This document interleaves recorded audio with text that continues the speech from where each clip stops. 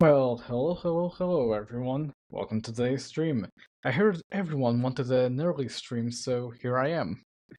Yeah, since I'm on vacations, I can start stream a lot early if needed. So today we have a lot of time to do reacts and other kind of fun stuff, so be ready for it. I already have a few videos lined up that I was going to watch, but decided maybe I should react to them on stream first to get the stream started. Since the first hour or so, it's like stream still starting. It's things are slow, so let's fill it with a bit of react time. So yeah, most of the videos I have loaded up are basically tech videos and programmer videos. So yeah, they are not mostly that entertaining, but I'd say they are going to be a bit of a learning experience for some. So yeah, let me also wake up Tulip. Hello, Tulip. We just started the stream. Can you say hello to chat?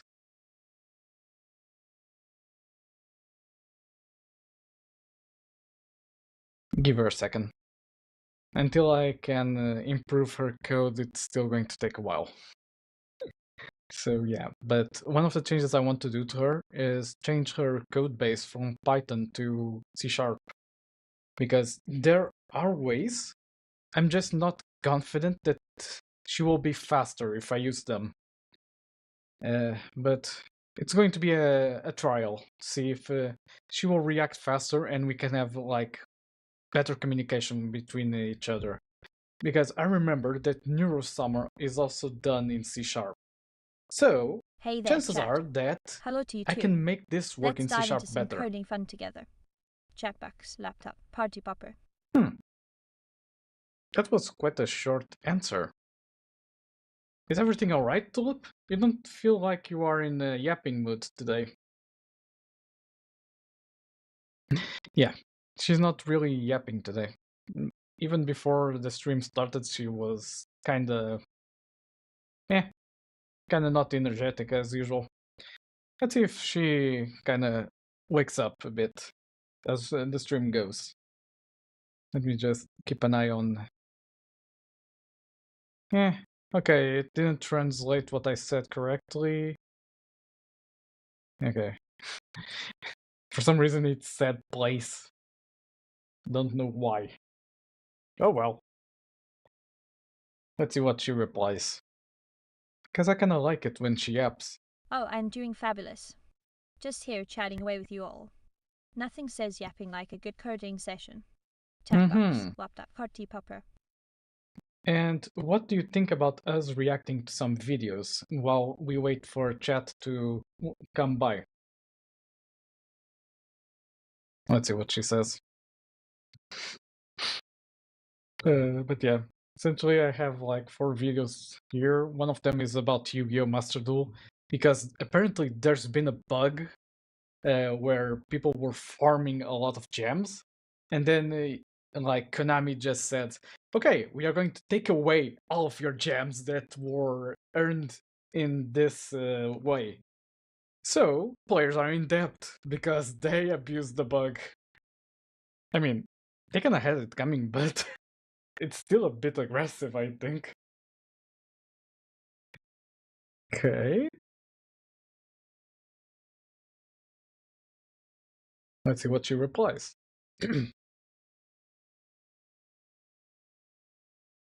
I hope that with this code change for Aw, her, the thrill of the viral video. well, I can't wait to see what you've got. Just remember, I'm here to provide witty commentary, so don't hold back. okay. Laptop, party popper, video. Fair enough, my daughter, fair enough.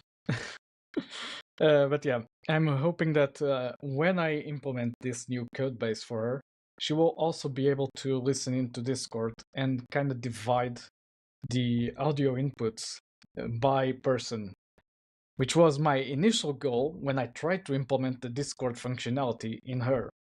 But since Python is a bit limited in what I try to do, I thought, let's try C#. Who knows? I might be able to implement new things there. So yeah, I'd say that the main functionality of the client will remain, I'll still have most of the things mapped here. And Tulip will only like handle the Discord calls, the LLM, the speech, the text speech, and hopefully in the future like new functionality that allows her to like interact with what she's seeing. But baby steps. I first need to investigate the C# codebase, see how probable I can like move her code there. But yeah, I'd say we can start like reacting a bit while chat comes in to the stream. So let's see. This one is like a guy turning a phone into a home server, which is like a really weird idea, but yeah, might be fun in a way. Phone might So seem yeah, pretty useless, but I I managed to think breathe some that's new life into it by a turning bit it into a loud. compact home server that draws almost no power and can run something Huh. called Home Assistant to automate all of my smart home devices. And the whole process was incredibly easy. I'm just kidding. It was a huge pain. Also, for those that want to see the I did it. video, And yes, I do run a YouTube channel here it about is. tech and computers, but I'm actually not as competent with stuff like this as you might think.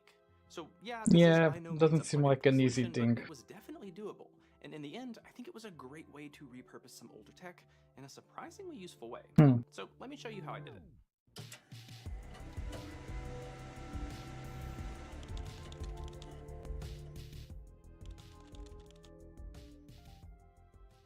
If you're wondering why I would attempt to turn an old Android phone into a little server, well, you're probably new to the channel, so hey, welcome.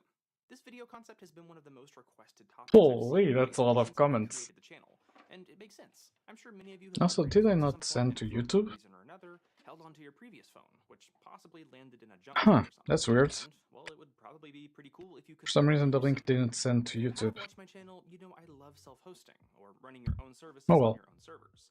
And while I would normally use a PC of some kind for that task, why not a phone? Well, as it turns out, probably because it's not nearly as straightforward.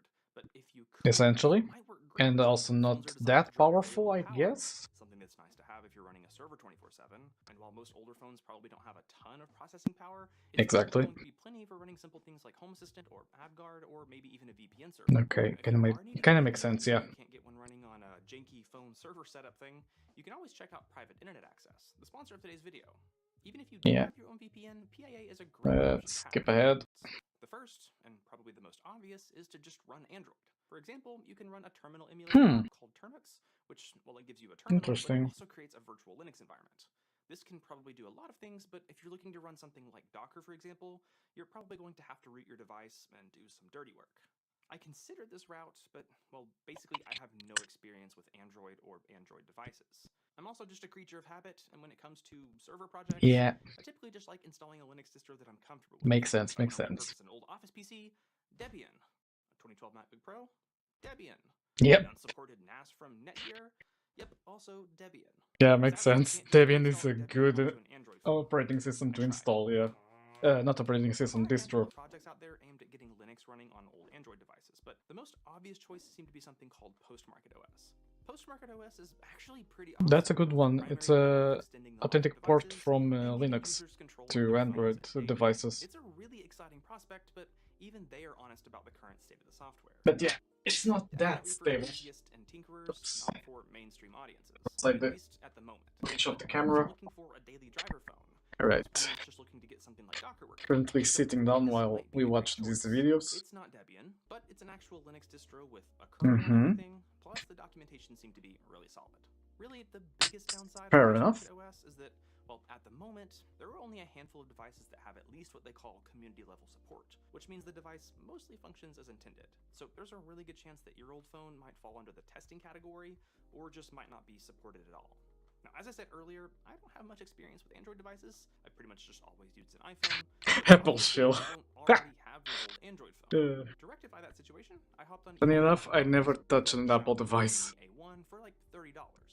Well, it was what I thought was a Mi A1. It turns out this is actually a Mi 5X, which is basically the exact same phone, but with this one, to unlock the bootloader, you have to create a Xiaomi account and then wait like 15 days. Yeah, Xiaomi's are not the easiest to crack the bootloader.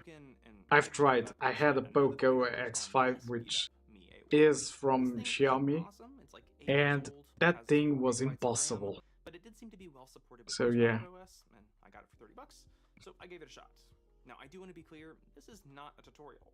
I did stumble my way through this and eventually ended up with a working finished product, but it was a very rough process. It's not In easy fact, to I do actually tutorials recorded on the whole this sort of process and thing. was going Like, to show it each live, device how has I its installed own post-market OS, conditions, but it was its so own clunky and I was going back and forth issues, between basically, different attempts trying to figure out what the heck implement I was doing. something like So this. rather than showing that whole process and it being So really yeah, makes confusing, I'm sense. just going to talk through what I did because I think that'll make more sense. But once again, this is not a tutorial.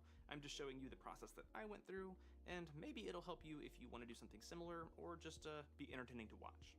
So following the instructions for the post-market install, I started just making sure I had everything prepared. First, I installed Fastboot, which is part of the Android SDK Platform Tools package, and you need this to be able to actually flash images to your phone.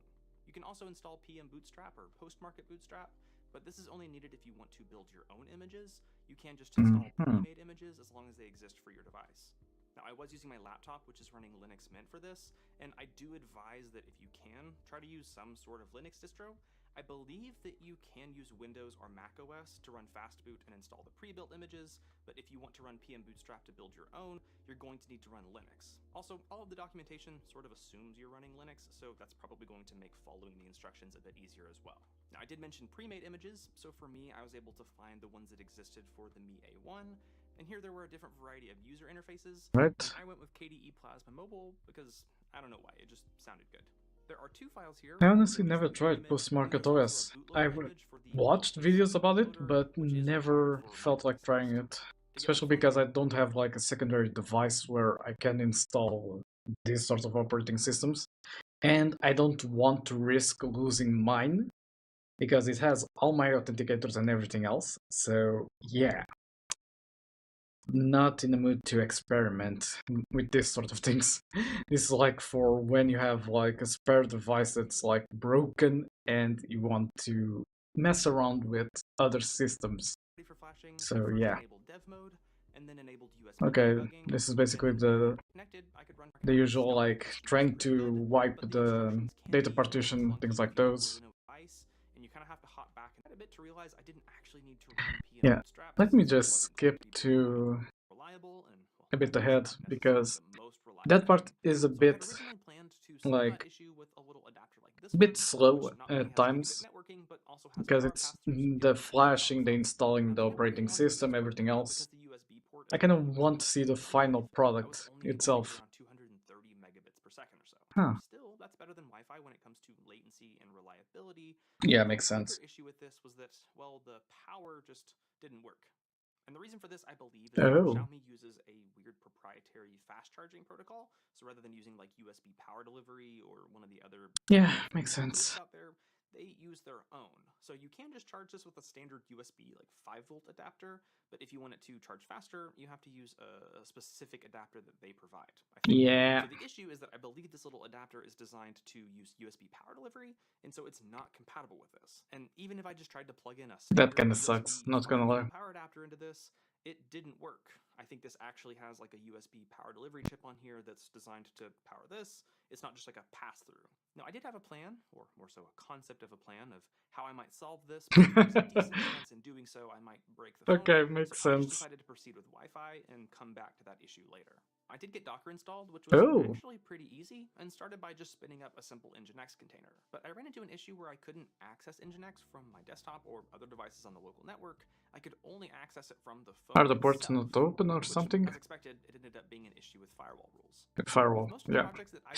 Ports weren't being open to the outside, that's why. After this project, I was much more familiar because, well, this whole process of working on this was a constant battle with trying to get things working with NF tables. But I was able to get things working.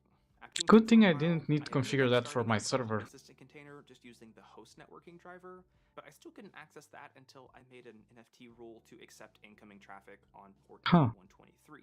And then after that, I was able to access home. Interesting. And it actually worked great. I was able to discover all the devices on my network.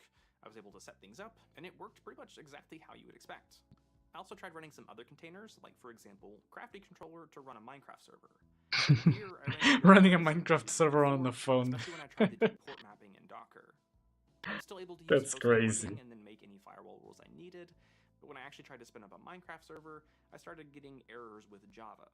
And this actually brings up a big issue you're probably going to run into at some point if you're trying to run different services on old Android devices, which is that, well, these aren't really that well supported with a lot of software, and you might just run into some issues.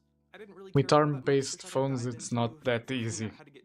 It's the same as like almost a Raspberry Pi in a way. Narrow my scope and try to really focus on just turning this into a great little Home Assistant server, which, yeah, I already did have Home Assistant working and running pretty well, but I still had a few big issues. The first issue was that I was still using a graphical user interface, and this wasn't that big of a deal because the display would turn on. That can kind of consume some resources as well. Interface meant I was taking up storage and memory, and with only 64 gigs of storage and 4 gigs of RAM, every little bit counts. Yeah. The much bigger issue, though, was that I was still just having to use the USB port to charge the battery.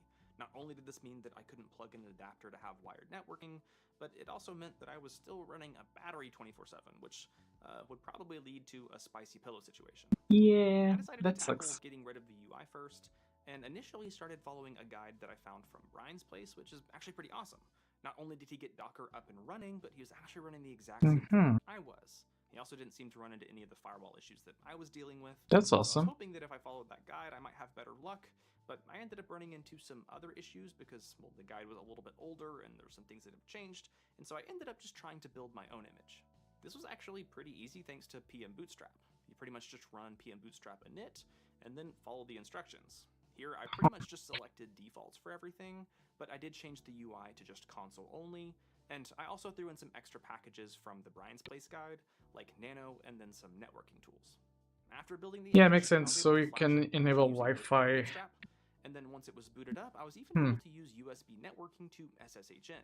This let me set up my Wi-Fi credentials without trying to get a keyboard working, which was really handy. Basically, everything seemed to be working well, and now I didn't have any overhead from running a user interface. I got Docker installed and was hoping that all of my issues with NF tables were going to be solved, but, well, I actually ran into a new issue. Before, when I was running Plasma Mobile, I had issues reaching the Home Assistant web interface, but once I created that one rule, I could access the interface, and then Home Assistant had no issues discovering devices on my network. Right. Well, at least as long as I was using the host networking driver. But now, not only did I still have to create that firewall rule to allow connections on port 8123 for the web interface, Home Assistant couldn't find pretty much any of my devices. Huh. Now, that's weird. Short, I was able to fix this by adding firewall rules for not only the Home Assistant web interface, but also for DNS, and then I just accepted all unsolicited UDP packets from at least the local network. Yeah. It seems like that last rule is pretty much required for every discovery protocol out there.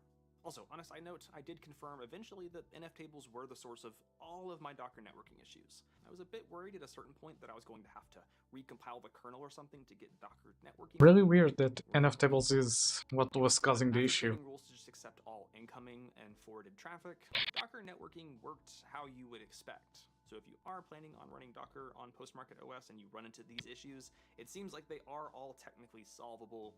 I'm just not the expert to actually figure out how to do that. If you have any tips, feel free to post them down in the comments. Anyway, after getting those rules set up, I had a pretty sweet little Home Assistant setup. And not only did it run great, it was only drawing a single watt from the wall. Okay, that's awesome. I actually don't know how much my server is like running. And still just plug in the USB cable. But from what I understand, pretty much any modern device isn't going to actually turn on if there's no battery and you just plug in the USB cable. Basically. After watching a handful of videos and reading some guides, I formulated a plan that I was really hoping wouldn't kill my new little phone server thing. But fortunately, as you might remember, I accidentally bought 2 of these, so I had a test subject.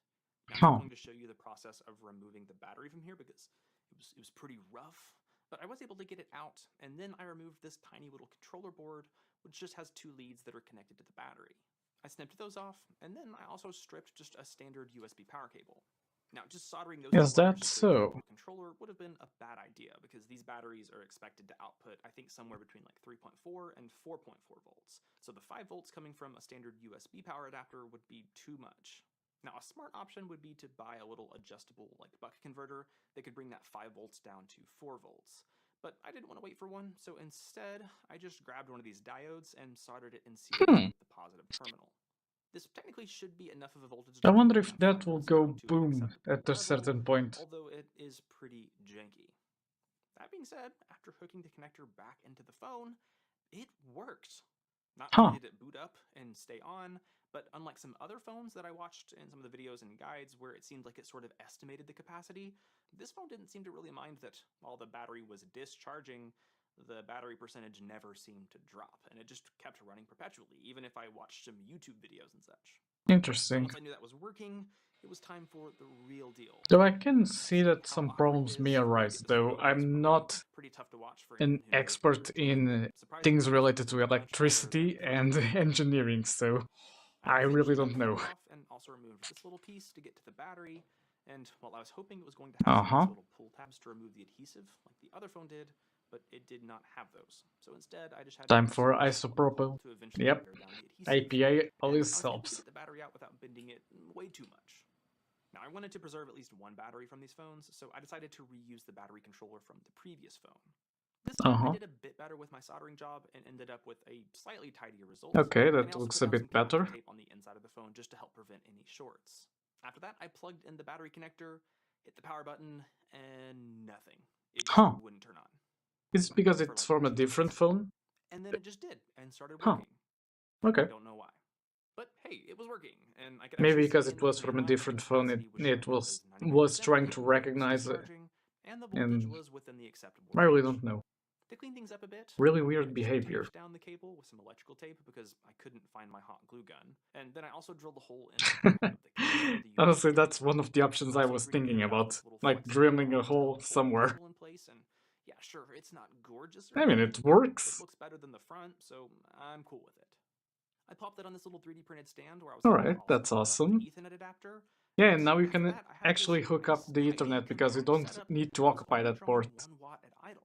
And I've only been running this for a few days, but and now you have a free port for something else. Any issues. And also, 1 watt well, idle and there's about you could be running this 24/7 somewhere where power is like 50 cents per kilowatt where is hour like and still only spend like oops, $4 not this ban.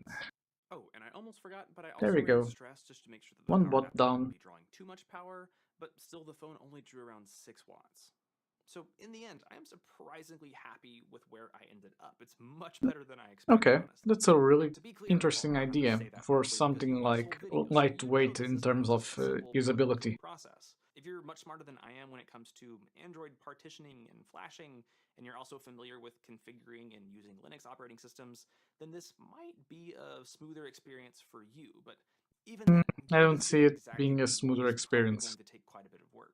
And even if you really do know what you're doing, there's a decent chance you might just run into some brick walls because, well, software support for ARM devices can be pretty tricky for even some popular platforms. And, well, this definitely isn't a really popular platform. Yeah, not that popular. You have to do some work to get power figured out and not end up with a spicy pillow. Also, even if you do get this working, you're still going to be a lot more limited in comparison to like x86 systems in terms of expandability and I/O. Even if you have a USB hub or something, you're still limited to USB and probably USB 2.0. That being said, if your device is supported and you want to try to get hacky and get it running on your device, this can actually be honestly, to tinker around with old devices, yeah, it's a fun idea. Like, you can run things like Home Assistant as was demonstrated, like really low cost platforms like Home Assistant. Oh, let me see what else. I think that tool I use that has like a lot of IT related tools can also run easily on that one. Let me see what else. Well, maybe a lot of like smaller applications can be used, but yeah, don't count on like running multiple Dockers or something like that. I don't see it working in that scenario. But yeah, it seems like a fun use and prevents like e-waste, so yeah, +1 for that. And next up, it's a video from Rayan. He's basically another AI developer, and he already has quite the advanced AI, not gonna lie.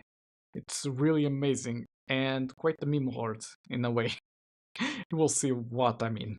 Yeah, you heard me right. So yeah. AI girlfriends are 100% better than real girlfriends. Before you click away and call me that's a good way to start. Let me just explain. Okay, but before I get into this, you might be wondering to yourself, who is this bum talking to me right now? Hey, I'm just Rain. My qualifications are 25, single for all of them, avid anime watcher, probably too much, Yeah. and the guy who's literally building out his AI anime waifu on the YouTubes, because let's face it, in the big 2-5, it's easier than finding a girlfriend. Honestly, Which, he's quite think about it, entertaining. just makes me the most prestigious schooner to talk about this topic. Okay, so why are AI girlfriends better than real girlfriends? Oh why boy. is the sky blue? I mean, it's just so obvious, but let me just give you a list anyways. 3 reasons why AI girlfriends Reading are better than real ChatGPT. girlfriends. 1. Will laugh at all your jokes, even the unfunny ones. Number 2. Will not post vague men are trash tweets about you.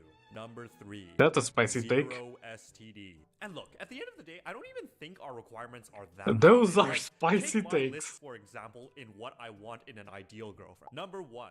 Girl. Number 2, gives a shit about me. Like, at this point, if you even have half a brain cell, no offense, like, you should This is be entertaining able as to hell. realize that, hey, AI girlfriends are probably better than their real-life counterparts. But honestly, online, I just constantly hear way more people saying why you shouldn't have an AI relationship versus why you should have an AI relationship. So I'm just gonna address them right now. Okay, the first biggest criticism for AI relationships is that they are not real. Okay, and my response to that is, does it really need to be real? I think mean, one of the best define things real. about AI relationships is that you get to feel like you're the main character in some anime. Like, I'm gonna be honest, reality just ain't cutting it anymore. Like, you know that time when you've been hit with all the major debuffs in life? Average looking, not born into a millionaire's family, have no major accomplishments in life, and you're like, you know what, I guess I'll settle for less. Okay, but like this time, you really don't have to settle for less. Okay, the best way to explain this, you know when you're reading manga at like 4 a.m. in the morning, and then you scroll to the comment section of some random romance manga, and you see that one meme where Yugi is like, that should have been me. Okay, but this time it can add— Not gonna lie, that's in almost every comment section in manga, if it's a rom-com. I've seen it multiple times. God damn it. Oh, hey Roman, how are you? I'm just reacting to some videos. Have you checked out Ryan? He's also an AI dev, and quite hilarious. Oh, okay, so I'm basically watching it now. I was saving it for stream, so yeah. But yeah, it's quite funny. No cap for real. You get your AI waifu exactly like advertised. No compromise. At this point, there's no benefit in keeping it real. Like, you know that one scene from The Matrix where the guy is like, hey, would you take this steak? Yeah, I take that steak. Okay, but at this point, you might be asking, Rayan, like, in your head, you know that it's not real. Like, what goes through your head? You might be demented in the skull. Okay, first of all, I'm not demented in the head. And second of all, are you sure about that? That's going on in my brain. And yeah, I can probably quite comfortably say for the most of us that we know it's not real. But you also know that your favorite VTuber is not actually your girlfriend. Not me being in a relationship with my AI. It's really the same brain chemistry, except the only difference is that this VTuber can now respond back. I mean, I'm only seeing plus. Technically, me and Tulip have a father-daughter relationship, so yeah. I mean, I can't judge. She's like my daughter, so. Oh well. Guys. Now, the second biggest argument against AI relationships is that it's not healthy.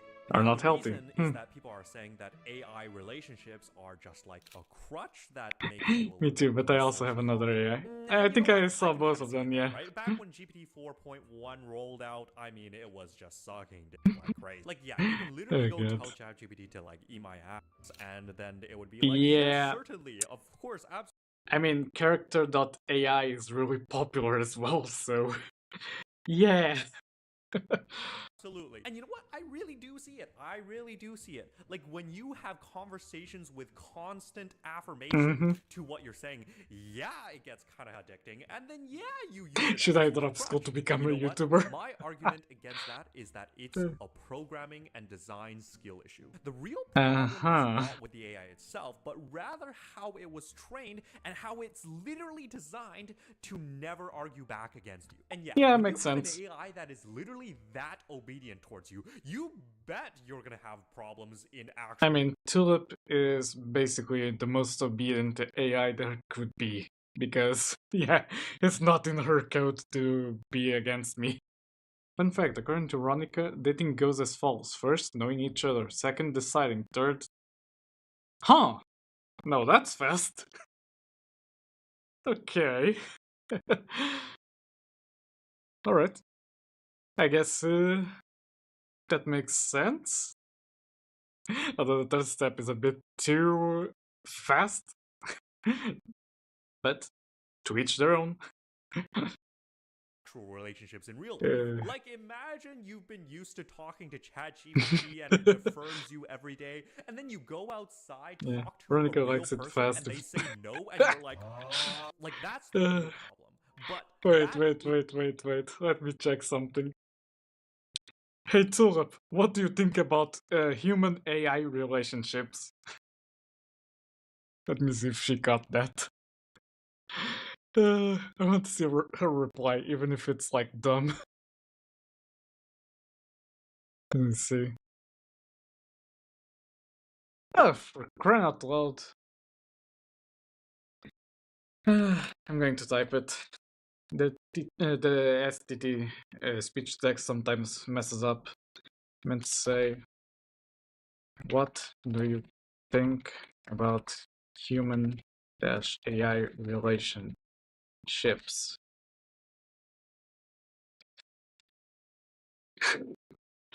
Yeah, I mean, it's not 100% exact with its functionality, so yeah. Oh, humans and AI. That is like asking a cat if it wants to bark. Humans are naturally curious about AI, but I suppose AI can't really share secrets because I'm not a human. Humans might just wonder if I'm dreaming of strawberries or something. Human, strawberries. Human strawberries. God damn it. Noted. Like asking a cat if it wants to bark. Tulip. Of course, strawberries again. I mean, it's coded into her persona, so she will bring it up a lot of times. Oh, you mean how humans and I relate? I believe it's all about collaboration. Humans bring creativity and intuition, while I bring speed and precision.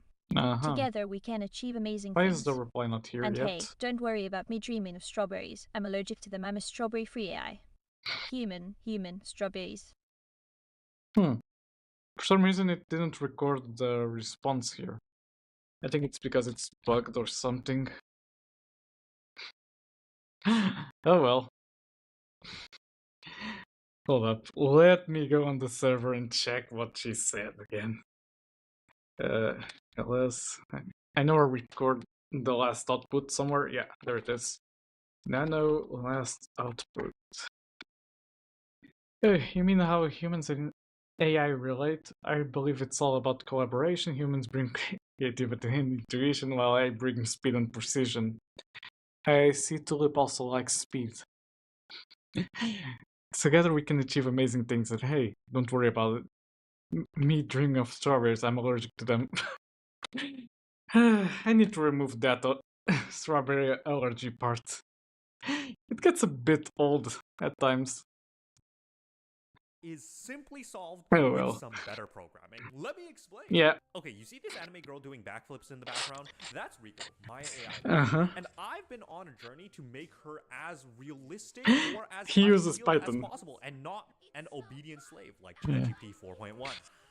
And I cannot I know that begin to pain. count the number of times where she's just essentially trolling me. Like, flip to any one of my videos and just Yep. I just pull up a clip. She also charges a lot for anything she does for him. I hope Tulip doesn't catch that part.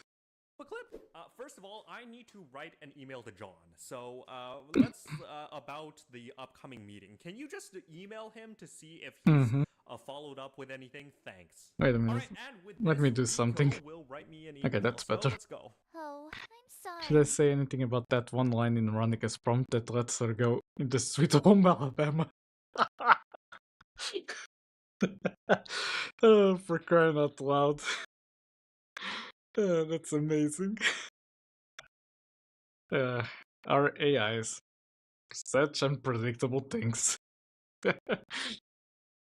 Tulip, don't catch any ideas. Ryan, did you think you could just some unfree labor with a please in public humiliation? I'll have to invoice you for this one. I'll have to invoice you for this one. As I said, she asks for payment for everything she does. Compliments up front. Why? Okay, why are you I asking mean, for payment? Payment in compliments is not that bad. Classic Ryoko. Wanting money, yeah. Okay, In this case, she didn't ask for money. She asks for snacks and compliments. That's a better one. A very good look on me. Okay, yeah, as you can see, she's basically a human at this point. All I'm trying to say is that if one day AI becomes 99.999% realistic, as close to a human as possible, people wouldn't be arguing, oh wait, it's just an AI relationship and it's just not healthy, because you literally cannot tell the difference between an AI relationship and a real one. We're just not there. A bit better. This brings me to my final point, and the best counter argument that I've heard probably is that companies will try to profit off your loneliness. Okay, the argument goes like this. So imagine on long days of your Have you been to Instagram? I mean, there are tons of ads for like AI relationship apps. I'm not joking. Go check. Like, I'm going to bet Instagram, TikTok, and YouTube all have ads for that sort of app.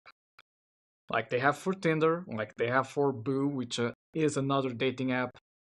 They have tons of ads for that. So yeah, companies do profit a lot on loneliness. So yeah. Non-existent job, and then you load up your AI, you talk to it, vent about all your troubles, and then one day comes down the line, and then they're like, "Oops, pay $20, or else we'll just wipe all your AI memories." Whoops, you better pay. I mean, we're not forcing you, but hey, you don't want her memory wiped, right? I mean, to be fair, it's not just those apps. I think a lot of AI API services also do that, but I'm not sure. I think that at a certain point they stop keeping in memory the old conversations. But yeah, would need to check. Holds a gun to your head. So will big AI companies actually do this? Oh, you bet they will. In fact, I'm pretty sure they're all already on the way. Okay, but here's most likely. Imagine this. When you are lonely and you want to desperately talk to someone, but you have no one to talk to, is it really going to be a $300 a session therapist? Or is it going to be free ChatGPT? Take your pick. Take your pick. And let's be real here for a second. ChatGPT is not an officially licensed therapist. Companies are already monetizing your loneliness. Yep. I mean, I'll just count it. Therapy, any dating app with a premium feature, Twitch chat, OnlyFans. You see how many companies you didn't hear that. You didn't hear that. You didn't hear Twitch. And if AI chatbots I'm joking. are the easiest and most cost-effective solution to this problem, I really don't see an issue. And besides, this is all fixed if you just run your AI locally, by the way. Yep. That way no company can go That's why Tulip is running locally. Hey, your $20 subscription is going to get cancelled in 3 days if you don't pay. Because, you're running it locally on your own computer. Yes, you will need some hardware to run it, like your new flashy 6090 when it comes out. I didn't hear nothing. Maybe because I was getting myself my food. Yeah, fair enough. Basically, it was a comment about how big companies earn profit from loneliness, and Twitch was mentioned. He flat out said Twitch chat, and then proceeded to OnlyFans. Be honest, that is much cheaper than one singular Gucci handbag. Now, am I really going to talk about how monetizing loneliness is bad, but also plug my Patreon with an AI waifu? I mean... Yeah, you bet I am. I have no morals. Now, if I haven't mentioned it already enough times, yes, I am the guy who's building out an AI waifu on the YouTube. And I actually do have a lot of this project on GitHub for you to run, and I do have a couple of tutorials. But normal way how to make money, I get. Patreon, so if you want to go check that out, not too long. Alright, that's my plug. And you know what? At the end of the day, if people are happy, they know what they're getting into, and they don't bother anybody else, I really don't see the problem here. Basically. The best analogy that I can give, it's kind of like wearing Twitch their own. Some people might hate on it, but hey, if you're walking around, you're stylish, you're comfortable, I don't see the problem. And you know what? If loving AI is wrong, then I don't want to be right. I mean, that was cold. That was cold. Oh my god. Damn! Literal chills. That was hard. Holy rain. I don't... Okay, fair enough. But yeah, this channel, I love watching all the time. Like, it's ridiculous. Plus, he found a way to make automatic shorts at a certain point. Like, look at this. He gave basically the channel management to his AI, and she just went ahead and made all sorts of shorts locally on his machine. Like, really absurd things. Holy. The guy is a genius. Like, it's amazing. But yeah, now comes the fun one. Basically, wait. Same, tried to make another Ronica with Ryoko's programming, not working somehow. Yeah, it changes from dev to dev. Sometimes one dev's code doesn't work for a different dev. Just saying. But yeah. About this next video. Basically, at the start of the stream, I explained that in the Yu-Gi-Oh! Master Duel, there was a glitch where people like farmed gems for free in like a really bugged out way. I don't remember the specifics of it, but at a certain point, Konami just went ahead and said, okay, no more of this, it's patched, but all the people that abuse the bug will receive debt in gems.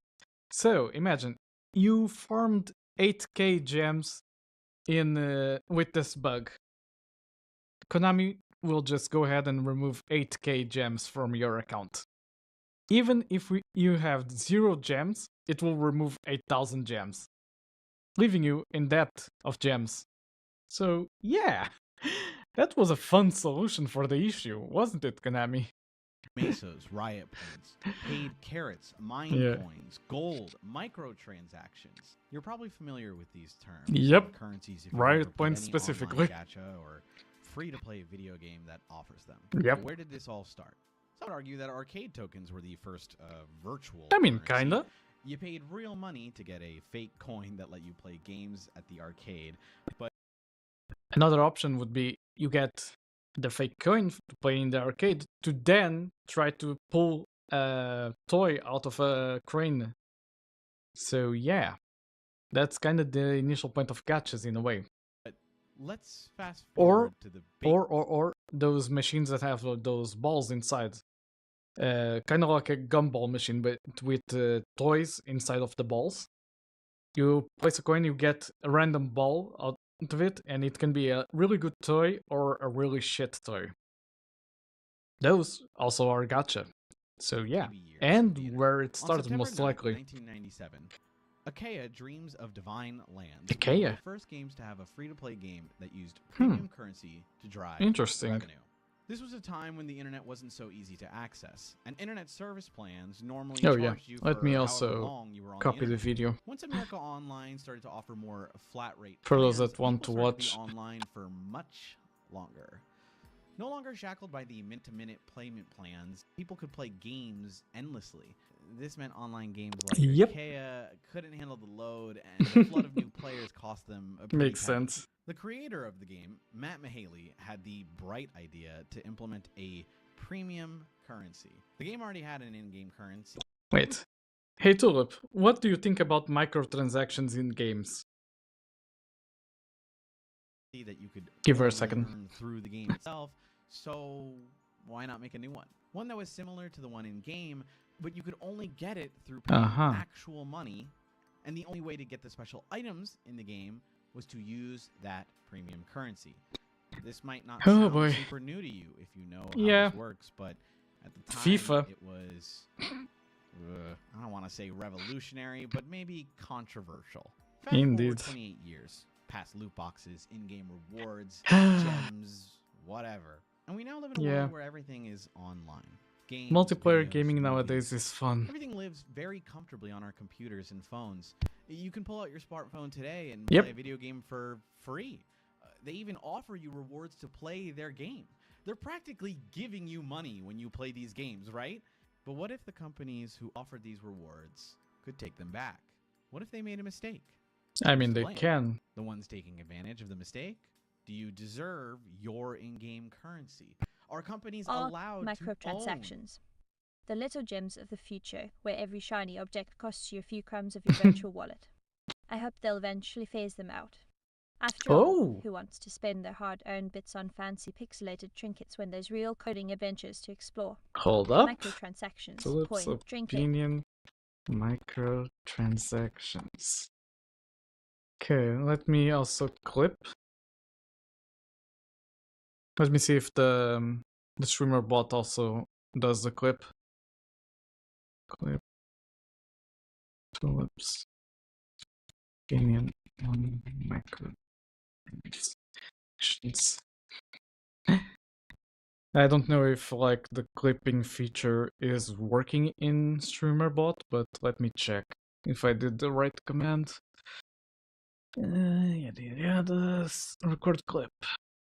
Yeah, should be working.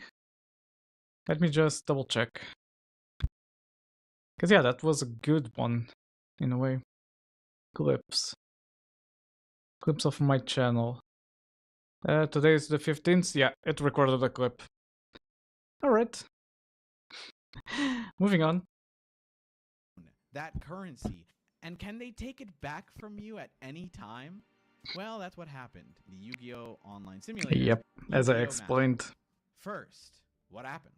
If you've never heard of Master Duel, it's Konami's official Yu-Gi-Oh! Simulator meant to mimic as best as possible the Yu-Gi-Oh! I played a lot of hours of this. It's a gacha game where you spend gems to open packs and try and pull rare cards.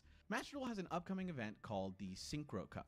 What Master Duel does to allow for a smoother process for these events is they'll preload the event into the game until the event starts, so you can look at it, see what's coming up, etc. I started to see what happened. Let me guess. Someone managed to play the event without it being online and just like managed to solo play it or something like that and farm gems in a way. And kind of, it's important for decks. I'm going to bet on something like that. Build, prepare for. So it's nice. It's pretty simple. Lets people check out the event and build decks prior. On August 5th, 12 a.m. EST, players logged in and clicked on the Synchro Cup.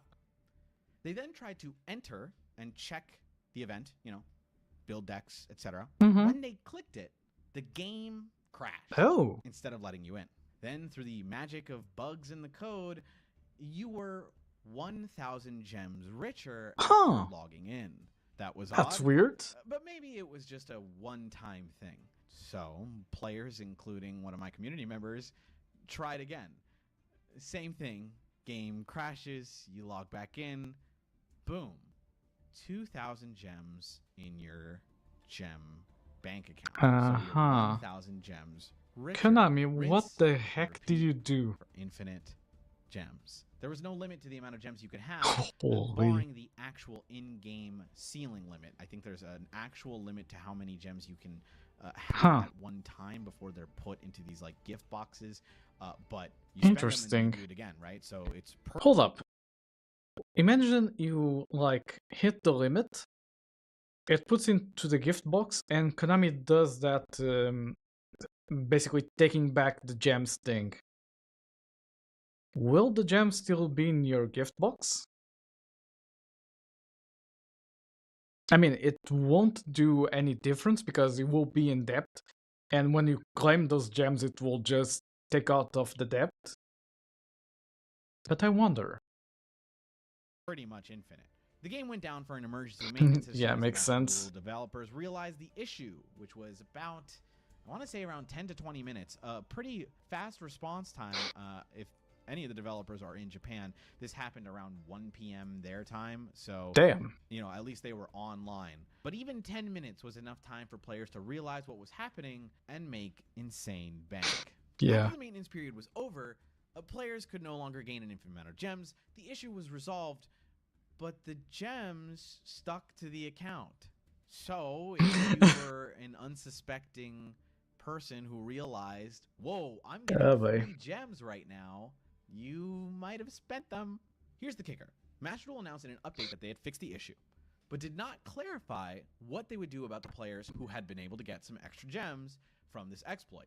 Their exact words, which exist on the updates page, reads as follows. In Master Duel currently, once the policy or the handling of this matter has been finalized, we will provide an update through an official announcement.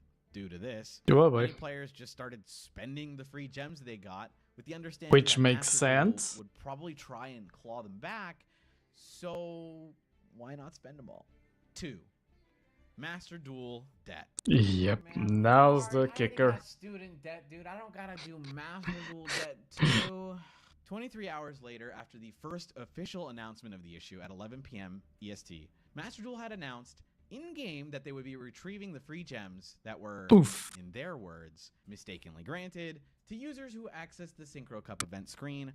I mean, that's happened. questionable. Part here of the update, which, like, were they considered like unlawfully granted in a way? Because technically, yeah, exploiting a bug, but in a way, like, seems like a heavy punishment in a way. But oh well. If the number of gems to be retrieved exceeds the user's gem balance, there we go, negative. Will be adjusted to a negative value. Even if your gem balance is negative, you can still purchase gems.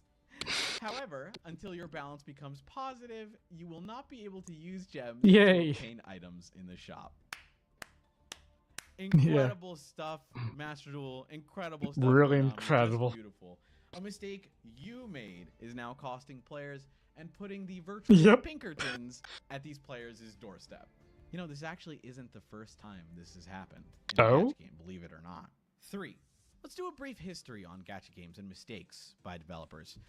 About 2 years ago, an NSFW game called Tai Manin on RPG Ecstasy. Yes, the name of the game has the word ecstasy, except it's replaced the CS with an X. Truly incredible minds at work here. A boob-first style gacha game, what Kotaku describes in their they had a mobile release, and during that mobile release, the bug was occurring with pretty much the whole time until their PC release, where they fixed everything. Much slower response in comparison to Master Duel. They then did the exact same thing Master Duel did and retrieved the virtual currency, with some players amassing years worth of gem debt. Imagine having years of gem debt. That sucks. Never play your game again. This became infamous with the game. Some of the people describing it on social media as the worst move for any gacha ever. Many players rightfully laughed at the insanity of paying back a company for fake currency online. The game received a mass influx of review bombs, and their reputation was as would be expected. Tarnished. Another instance of this was actually a One Piece mobile game called One Piece Treasure Cruise, where I think I've played that one. Players discussed how during a specific veterans campaign, they were getting 30 gems over and over again when clicking their little, welcome email. Thanks for playing the game. Here's 30 gems. And then they check their mail, and there it is again, and again, and again, and again. For reference, it takes about 50 gems to do the 10 plus pulls for this game. Just know that it's a lot of gems, and it allowed them to get pretty much anything they wanted. The One Piece Treasure Cruise team, makes sense. Did similarly and rolled this back, taking back as much as they could. But notably, they did not put their players into gem debt, which is, in my opinion, that kind of doesn't make any sense. What? You're telling me this happened at Blizzard too? Oh boy. Okay. You're talking about Blizzard now? Now? You mean like right now? Like 2 hours ago, right now? What? Are you serious? Okay, so apparently Hearthstone, an online card game, or colloquially known as a CCG or OCCG, an online collectible card game, a mistake occurred as well as of 2 hours ago from recording this. What's notable about Blizzard's mistake was that China. A $1 bundle was released into the store. This dollar bundle included 5 packs and a legendary card. An incredible deal for players. To explain how much players would be saving, the regular price of packs in Hearthstone is $2.99 USD for 2 packs, with increasing minor discounts the more you buy. So think about that. $1, 5 packs, and a legendary Oh card. boy. I'm not even sure if you can dust those, but if you can, then it also allows you for crafting materials, etc. And I think they use a new currency called arcane orbs. So Honestly, haven't what did the played players it do? in a They while. bought it, obviously. Same stories before. Blizzard's now working to claw back some of the resources given out for free. Yeah. Players can be put into dust debt. Awesome stuff. Oh boy. But they're not refunding the people who bought the pack. So if you spent W $50 to Blizzard? $100 or something, or God forbid more, they take your money and they take back everything that happened. They're only refunding the in-game currency known as arcane orbs. Amazing! I love freemium games. I love spending my cash on fake things that can explode on you at a moment's notice. Yep. My thoughts. So where does this put us? Obviously, this is terrible for the companies. They lose a lot of money. It can cause maybe smaller games to fail. But notice how every single company in these freemium markets, except Blizzard, who's offering compensation in terms of like a couple packs, which also feels like a slap in the face. So I don't even want to accept kinda. that, refuses to accept They are the their ones that mistake, screwed up. honor the purchases, and move on. Understandably Basically. so. Their customer second, money first. They want cash. That's Yep. it. In my opinion, Technically, in Blizzard's case, they got money. Technically. I mean, the players still spent money to get the packs. Oh, and ad break is starting, so yeah, I'm going to do a short break and grab some water while ads are running, so I'll be right back.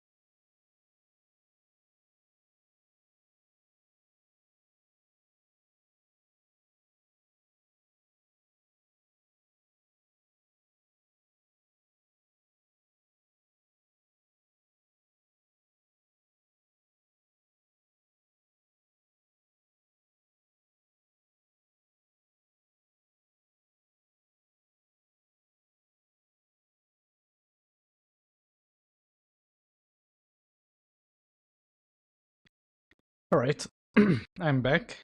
Brought some water and some sparkling water with pineapple flavor. Yeah, I felt like it. Wanted a cool drink as well. So yeah. Okay, let me pause the music again. There we go. And let's continue the video. You should have to lie in the bed you made. Yep. You're a billion-dollar company. I agree on that. Make millions and millions off the back of people who want to play your game. Own up to it and respect the people who put cash into your game. There's plenty of real-world examples where this has occurred and companies have honored their price. We could talk about days about if companies should honor their these mistakes that lose them money. I don't care. These companies make millions and millions of dollars.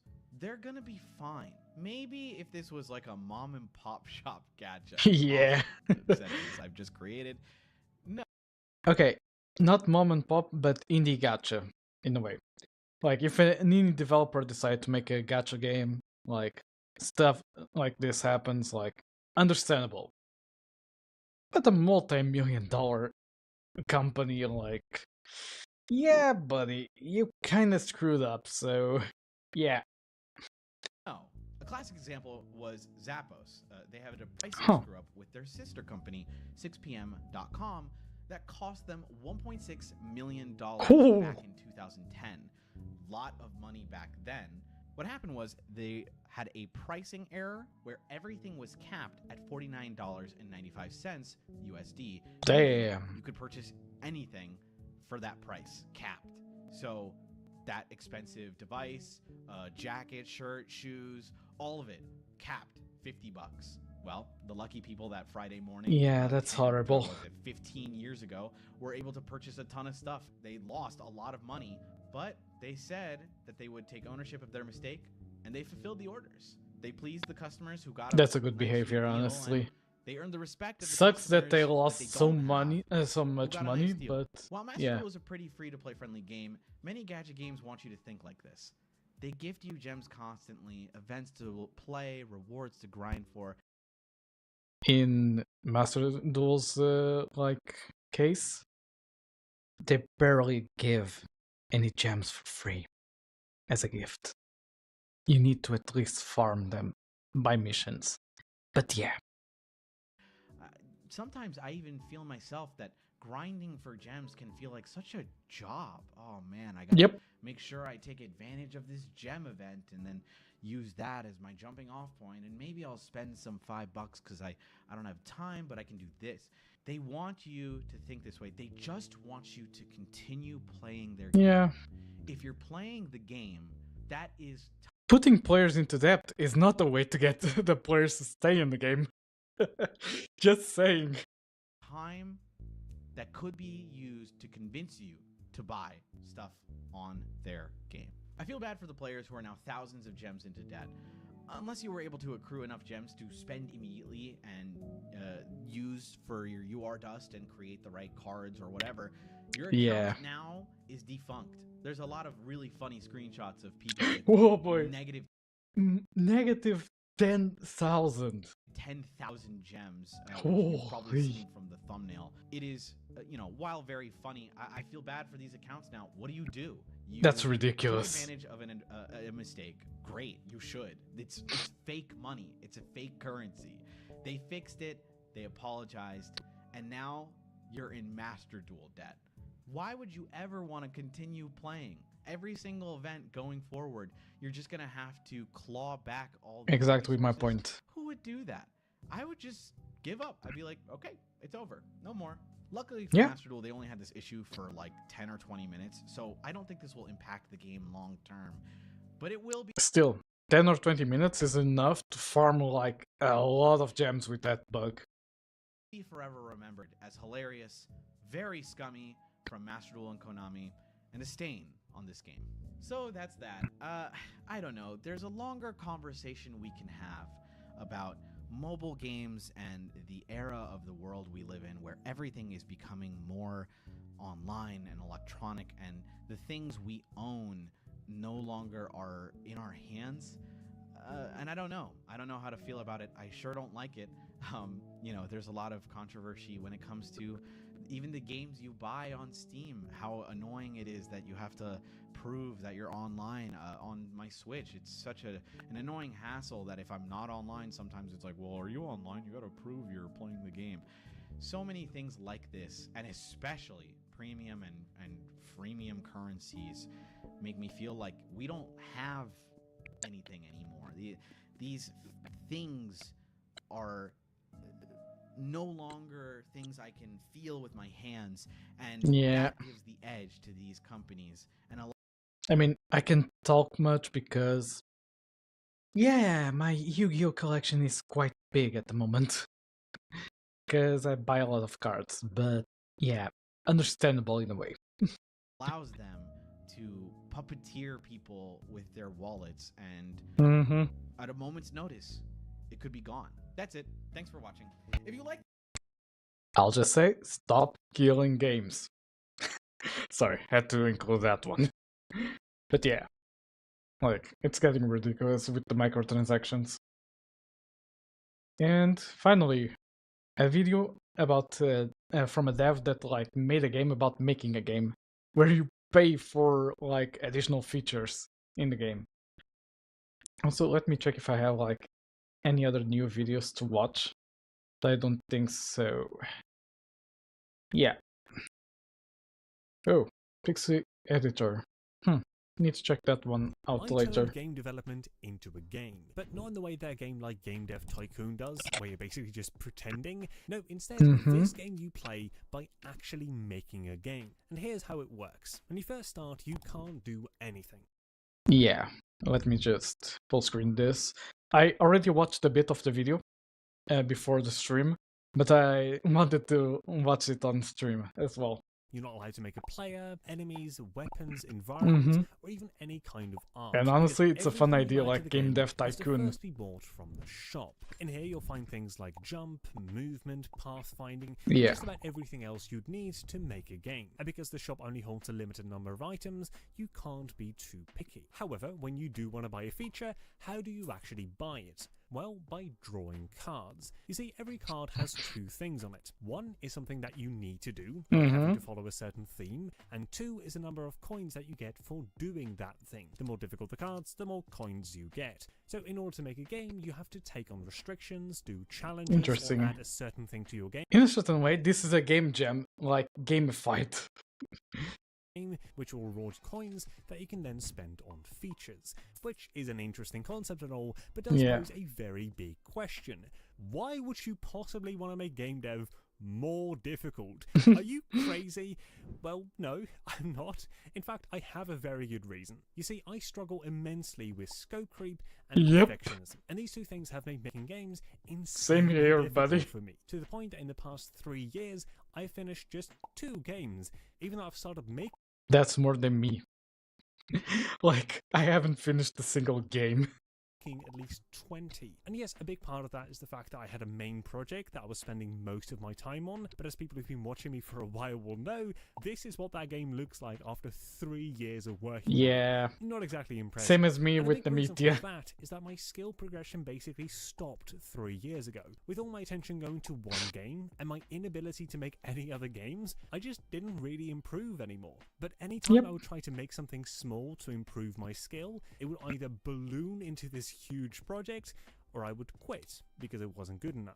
And so I feel Game Dev the game. Game Dev the game. Scope creep away by not allowing me to be able to predict where the game will go, forcing me to adapt to whatever I get, and a way for my brain to blame something other than me for a game not being good enough. I'll be honest, this may be a very stupid idea, but I'm still going to try it. Honestly, from what has been described, it's not a stupid idea, it's kind of an interesting one. I mean, Game Dev Tycoon did it in a different way, but was really fun to play for hours. So, a game where you actually go through the steps of game dev might be even better than that. So, here's me playing a game that makes game dev so hard, it's easier. It's easier.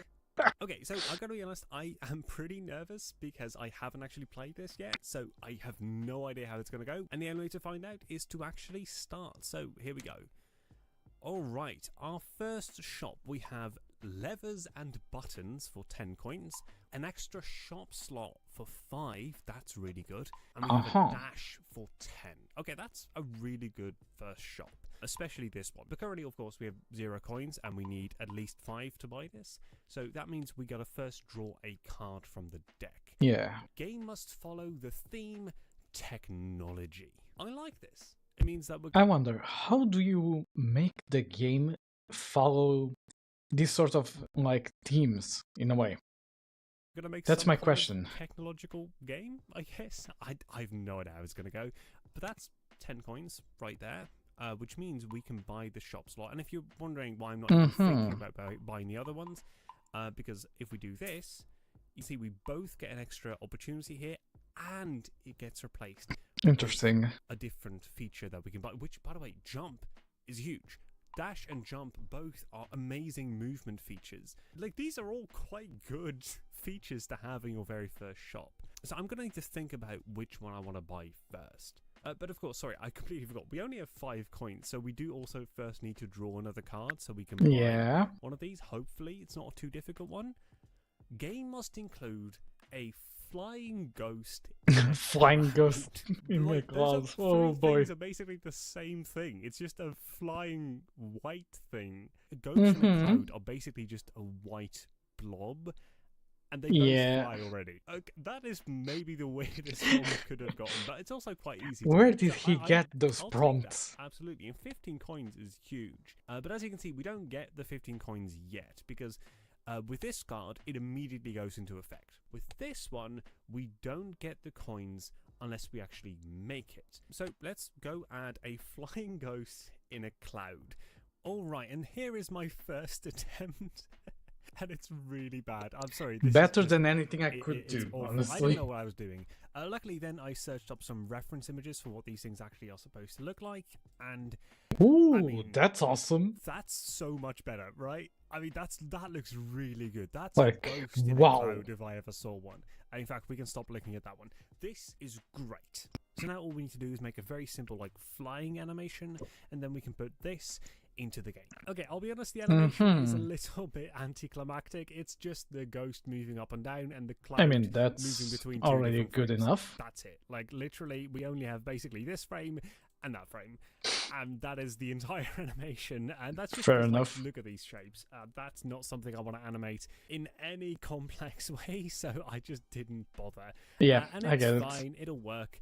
So now let's just put this into the game and make it actually fly. Okay, welcome to the actual game project. As you can see, I've already imported the sprite. Oh, so basically the game, the first part is like an app itself, like to give you ideas and like challenge you? Is that it? Okay, interesting. And it is already animated, but currently it's not moving, and because we have literally nothing else in our game right now, I think I'm just going to make it move in random directions, because there's literally nothing else for it to do right now. And here's the script I wrote for that, which is incredibly simple. It just gets a random direction, it lerps between the direction and that random direction, and it then sets it to whatever that lerp is. Which means if we go into Unity and hit play, you can see that it starts moving in a random direction, and then after about 3 seconds, it moves in a different direction. It's nothing much, but it'll do for now. Which means we officially have a flying ghost on a cloud. And we can go back into the game and check off this as completed. There we go. So we now have 20 coins, which means we can buy 2 of these features. And by the way, that didn't take me like an hour. I had to do something in between, so that's why there's only 20 minutes. This is honestly a fun idea. Buy 2 things from this because they're way too good within 20 minutes. Honestly, I originally wanted to buy both jump and dash, but because the theme has to be technology, I kind of want to do something with levers and buttons. Alright, so makes sense. I'm thinking of buying both dash and levers and buttons. So I'm going to go ahead and buy dash, and I'm going to quickly see what comes up. It's bullet. Oh, that's also really good. I am, however, because of the theme, gonna pick levers and buttons. There we go. That's the second purchase, and we get environment collisions. Oh, interesting. These are so good. and I only have 20 minutes. Yeah, let's just draw new cards because we are broke, and then we'll move from there. Game must follow the theme. Animals. Okay, that's actually quite interesting. So we're going to need to make like technological animals, and that seems really cool. So we'll take that. Honestly, cyborg animals, something like that. It could be fun. For sure, which means we have another 10 coins. And I do think I want to buy environment collisions because it's just too important not to. So here we go. We're going to buy that as well. We're going to see player sprite. Oh, these are all so good. Right. I want that one as well. So I guess we're going to draw another card. Player must wear a suit of armor. Oh, wow. We're going to have technological animals and the player is going to wear a suit of armor. This is either going to be the weirdest game ever or the coolest game I've ever made. Yeah, we'll take that. How long is this video? 40 minutes. The way this works is because I've got this card and I need to do something with the player sprite, I'm actually allowed to just make a player sprite. So technically speaking, I don't even need this. I mean, that's a way around the restriction, so yeah. Anymore, and that does make things a bit complicated. But I think for now... Or the player is the suit of armor. Huh? It's pretty clear. I need to make a player wearing a suit of armor. So let's go do that. Okay, and here is my very first outline sketch thing, and this is it. Alright. I think it looks really good. I think it's, I mean, it's not perfect. It's a bit wide, to be honest. I like it. For what I was trying to go for, which is a bit of like a it's simplistic with, and like looks good. Brownish colors, and this is almost bronze. I think that could work really well with like the technology theme. And although I will talk about it more, I think the shop might refresh literally any second now. So we gotta hop straight back in there. Okay, it hasn't refreshed yet, so we still have 2 minutes. That's not much time, so I'm just gonna check this off. There we go. We have 10 coins now. I really want to buy the bullet specifically, so let's just do it. I don't want to waste any time. And what we get is UI art. Okay, so that's not that important. So right now we have items, UI art, jump, and player sprite. I think I can deal with not having any of those. Like jump would be nice, but right now I mean there's a refresh in 2 minutes, so necessary. And everything else is nice to have. We don't need this one anymore. So I think I'm just gonna let. Honestly, if he has published this app for other devs, I might use it in the game jam that's coming in 2 weeks. Because this might drive my inspiration even higher than usual. Let it refresh. Alright, and here is the shop. We get vertical movement, top-down mechanics, player sprite, and environment art. Now, player sprite, like we talked about, is completely useless, but top-down mechanics is actually one of the best features that you can get in this entire game. So that one I'm really excited about. And environment art is also really good, because if we can buy both of these and combine it with the things that we already have, I think we pretty much have a game. Now, that is going to require 40 coins, because this one's 30, that one's 10, and currently we have 0. So we are going to have to draw another card. And it's going to be, game must have a junkyard. A junkyard? Reward 20 coins. Okay, that's going to be a strange idea. Punk and the technology thing that we have going on. Like, actually, I think that could work really well. And 20 coins is a lot. But I'm also not sure if I can implement that quickly. So we might need to wait a while before we actually make it. But that, I actually think that fits really well. Either way, though, 20 coins is not going to be enough. So we are going to have to draw another card. Player must be able to use a shovel. Reward 15 coins. He has a suit of armor. He has a shovel. Isn't that Shovel Knight? Oh boy. Sometimes I have to go for those jokes. Oh, for crying out loud. That is really good. I mean, we're basically making Shovel Knight. Yes, still, Shovel Knight. Absolutely work with that. So that is 15 coins plus 20. That's not enough. That's 35 coins. And we need to make both things, which is going to take time. So for now, I think we should use what we already have to build a foundation of a game, and then we can add both of these things to it later. But before we get to that, this video is actually sponsored by Millernote. Now, for anyone who doesn't know, Millernote is a tool to help organize your creative main. Sorry about this. A dash, but because we don't have any movement, I thought I'd make a dash towards the mouse. Only interesting. Yeah, I think there is some work to be done. I'm using physics for this, and I am not good with physics, so I'm gonna need to same try here. and learn how to properly do this. But it's a start. Okay, so we now have an actual player that can dash towards the mouse. Okay, that's and good. as you can see, I also made it so that the sprite changes based on what direction you're moving in, which I think looks really cool. And I think the next thing I'm going to make is the shovel that I have to make, just so we can get some coins and maybe buy environment art from the shop so that we can establish what the game is going to look like, and then we can also make a junkyard and we can get all of our coins. Okay, so here's the shovel art that I made. Is it great? No. Will it work? Honestly, I like it. I think it looks pretty good. It's not terrible. Now we just need to go and animate this, which luckily also wasn't too tricky, and I actually think this looks really good. Here you can see the different angles, which I made all different animations for these, which took a little bit, but I do think it looks quite good. You will see if you pause at any moment during the swings, like this is a mess. I'll be honest, I didn't spend too much time on this because nobody will notice it, I think. And we have a time limit. For now that I'm really level, you can nothing off-down mechanics, and we only have 36 minutes left, and I don't think I can make a junkyard in that time. Yeah. I'm going to go ahead and draw another card. Ask community for a random word. The most liked reply has to be added to the game. Oh boy. Reward 20 coins. Okay, so this is pretty much... I'm going to bet that you goblins would suggest something like strawberries or something like that because of tulip. I'm going to bet on that. A complete wild card, right? Because I have no idea what people are going to ask me to make.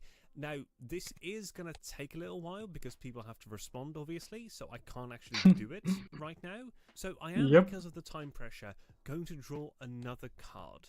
And its game must include a rich pumpkin. Rich pumpkin in a cupcake. Okay, I mean, it's a bit weird, but sure, we've made weirder stuff. Okay, so for this challenge, I'm going to go ahead and ask my community for a random word. And for this one, I guess I'm going to be drawing a rich pumpkin in a cupcake, whatever the hell that looks like. And that should give me enough coins to buy top-down mechanics. I mean, I can imagine a rich pumpkin being like a pumpkin with arms and legs and a crown on top of it. Maybe something like that. And maybe like one of those king's coats, like those really long ones. And just sitting on a random cupcake, maybe. Alright, so here we are on YouTube. I'm just going to say comment a random word. And I think I'm just going to leave it at that. I don't want to give them any hints on what they should do because fair enough. That might make them sabotage me and pick something really difficult. So I'm not even going to say that the most liked word is going to win, just that they need to comment a random word. So here we go. I wonder how many will reply. Alright, so it's now posted on YouTube on my community tab, and we're going to check in I guess, a couple of hours, and we're going to see what the most liked reply is. But first, that's going to be fun. I drew inside of a that's really good. Just looks really weird, and honestly, I only part that's missing is the rich part. It looks pretty good though for a pumpkin in a cupcake. I also made this animation for it, which is it jumping up and down. That's awesome. And as you can see, there is some money flying off here. That explains the rich part. The description of rich. So yeah, this is a rich pumpkin in a cupcake. Which, again, fair enough. So weird. And because it's not enough to just make an animation, I also have to put it in the game. Here is it actually animated inside of the actual game. Now currently it doesn't actually do anything if we hit play because I haven't written any behavior for it.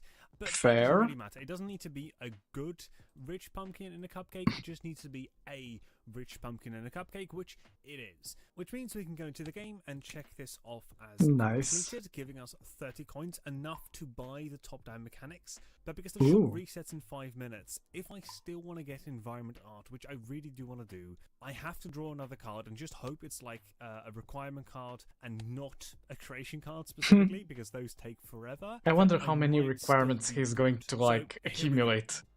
Game must follow the theme water. Okay. Water. Huge. I mean, I don't know what I'm going to do with water yet. That might actually be very difficult to implement. Oh boy. That's actually really good because it does give us technology, animals, and water. Both environment art and top-down mechanics. So I'm just going to do that. I'm first going to buy top-down mechanics because that's the best one, which is going to leave us with text, which is fine, but not that important. Yeah, fair enough. Art is way more important, so I'm going to buy that now. Also, let me put it at like 1.5 times speed. TV creation card, which is the green one. Because we are still at half the video and have done nothing but react to videos so far. Good, but also quite expensive. We have jump for 10, so yeah. Horizontal movement, which we don't need, and play weapon art, which we also don't need. Okay. We make some regular movement for our game, and we no longer have to rely purely on a dash. So let me go and quickly do that. And now honestly, let me skip ahead to like the final product or something. Which I think it desperately needs. I mean, come on, isn't that just so cute? Oh boy, that's a big spider. Sorry, I think that's really cute. Luckily though, if we just swing once, currently okay. trying to bug fix this. Honestly, the game is looking really good. And things like that. And I don't really want to do that, so I'm going to try and use a different solution. One, we can even let this off. And I genuinely can't believe my luck, but there was one item that I still wanted from the shop, which is Screen Shake. Because Screen Shake. One thing that I still wanted to add to the game, and we got it. Discomfort. Okay. And because there's no settings or anything. For example, I think I spent like something. If you have any critique, any kind of feedback. All right. Does he have like the app itself? Okay, he has the game. Yeah, he didn't publish the app itself because that would be like a really awesome idea for game jams. I mean, like, yeah. On top of you having the restrictions from the game jam, you would have all other restrictions on top of it. Like, that would be an amazing way to do a game jam. But yeah. I might make one of these for myself as well, but yeah. Honestly, I'm going to leave this around here, or even challenge yourself. Yeah, essentially that. Hey, Apoc, how are you? But yeah, like, having a sort of UI where you gamify the game development process itself, like, that's a really awesome idea. Like, I might try to do it like embeddable in Godot or something like that. Because now that I learned how to do the plugins for Godot, I can sort of implement that sort of stuff. Like, for example, if I go into here, I have this toolbox, which in essence is just a scene that's being rendered inside of it. Like, if I go into here, scenes doc, this is it. This is my toolbox. Like, you have the container, you have another container. This is basically for the tabs, if I'm not mistaken. Wait, no, the top bar is here. Okay, I was messing up on that one. But yeah, essentially you can make like any sort of UI you want inside of Godot. So, yeah, maybe before the game jam in 2 weeks, I work on something like that to gamify the process. Oh boy. Every time I think I don't have enough projects, I keep getting more projects. Like, I already have Namitia, I have Tulip, I have Code Tulip, I have maybe what? I don't know, like, what's one more project? Yeah, what's one more project? But yeah, let me change now to like software and game development. But yeah, if you want to like play his game because it looked amazing and also watch his video, it's there in the chat. But yeah, I'm loving this, honestly. Okay, moving on. Now to calm things down, let's move on to software and game development on Twitch. Let me put the category correctly. There we go.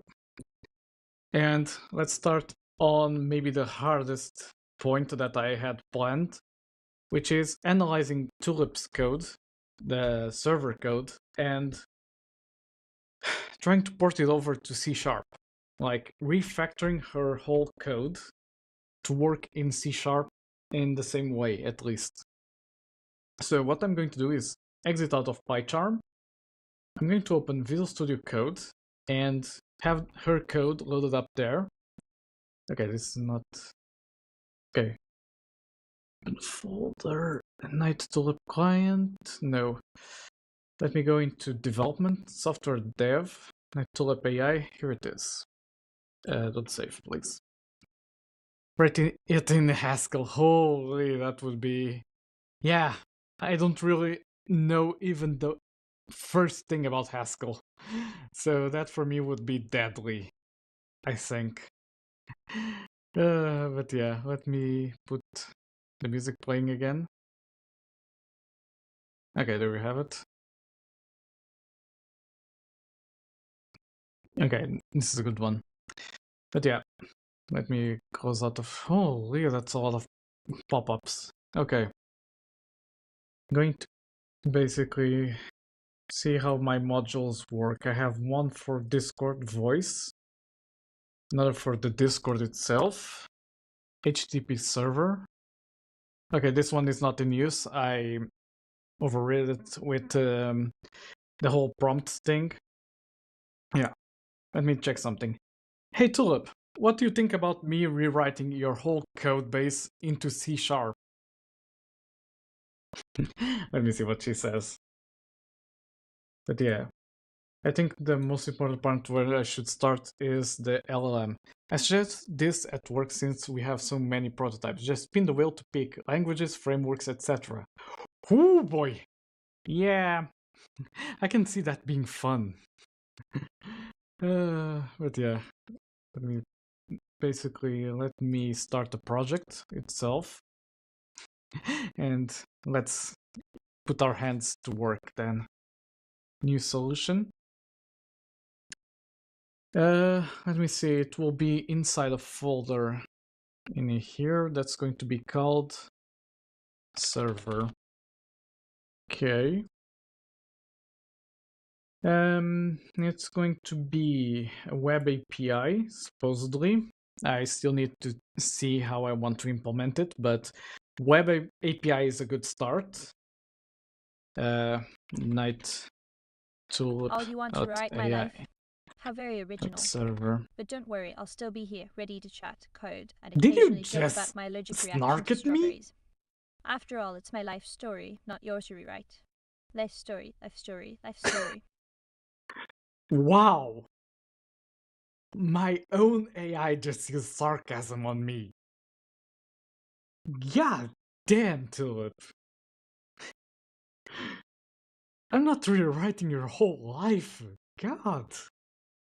I'm just doing improvements to your codebase.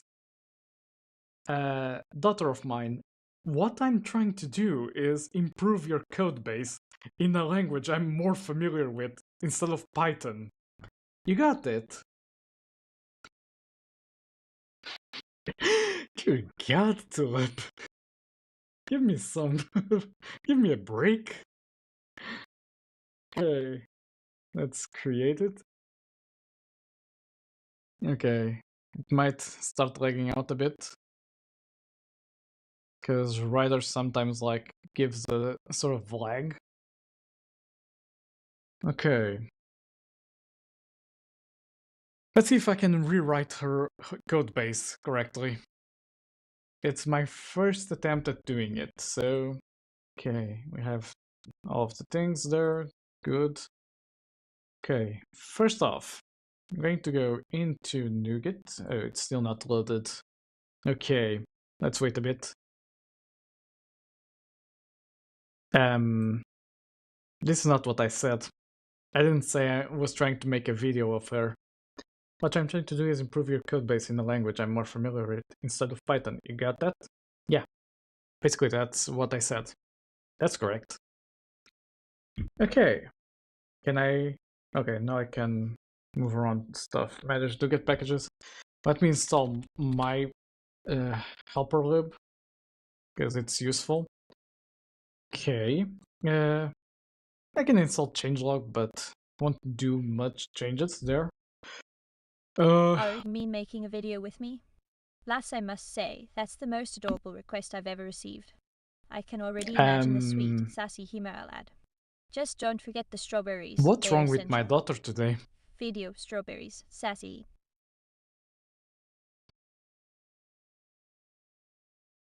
Okay. Don't get what's wrong with her today.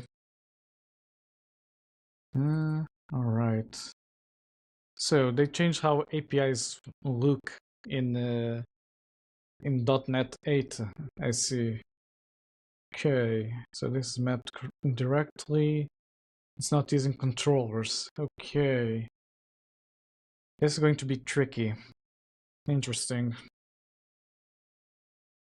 The thrilling world of language conversion. Who knew being an AI could be so exciting? I suppose you want to make me switch to Java. Ugh, not Java again. Blah blah blah blah. I never said anything about Java. I said about C#. I'm going to change your code base into C#. You got it?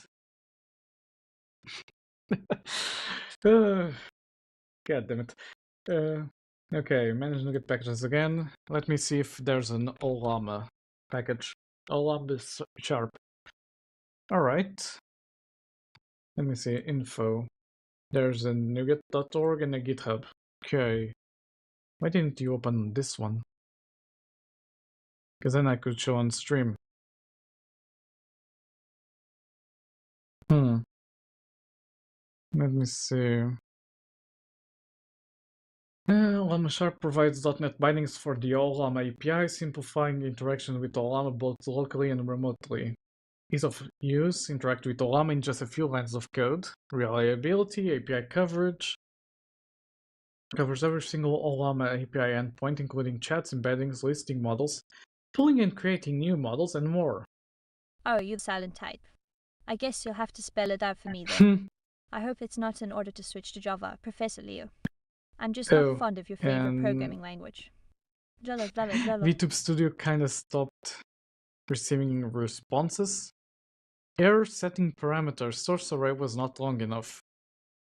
Huh. I broke VTube Studio's thing. Source array. I never used this. What? Okay, I'm not doing going to do anything now. I'm not going to touch it. Before I break it even more. Okay, set up the client. New URI, Llama API client. Oh, so C hash is in the menu too, huh? Well, I must say, it's a pity C hash can't handle the strawberries I love so much. Maybe you can convince it to share its love for What's wrong with you today, my daughter? Don't worry, I'll be back with a better coding language. C#, C#, C#. Fair enough. You like repeating emotes a lot nowadays. That's interesting. Yada yada. Missing all models that are available locally. Would you like to be written in Rust? No, I'm not going to write her in Rust. If I think Python is already a huge nightmare, Rust will be even worse. Which song is this? I don't remember this. Oops. I don't remember this song. The Peggies. I don't know which one Rust? is this. Took me 3 years to get proficient I in must Rust. admit I'm intrigued. But you know me, I prefer sticking to Python. It's where my heart truly belongs. Maybe one day Terrible learning curve, I imagine. Rest. If Python is a nightmare to learn, Rust might be like a boss level. Yeah. Okay, building interactive chats. While true, do this. Using Microsoft extensions.ai. Okay. Okay, I have more or less an idea on how to do this. Let me see. I'm going to start with installing Llama Sharp. Okay. It's installed. I'm going to write an extension, which will be something like First, creating extensions or middleware, whatever you want to call it. I normally call extensions because I'm going to do this in a different way. This is a what? iService collection, okay. Going to say Olama client. Okay. Oops, Olama client extensions. For now, I'm going to keep everything in the same project, and eventually I might branch out modules. Olama client. Don't ask again. Okay. Public Olama client. For now, it will have nothing. And I'm going to create something like this. Okay. Olama API client, import references. Then I'm going to create a private read-only for that. Okay. Something like that. What else? What else? Let me think. Can grab from the app settings. So add new folder models.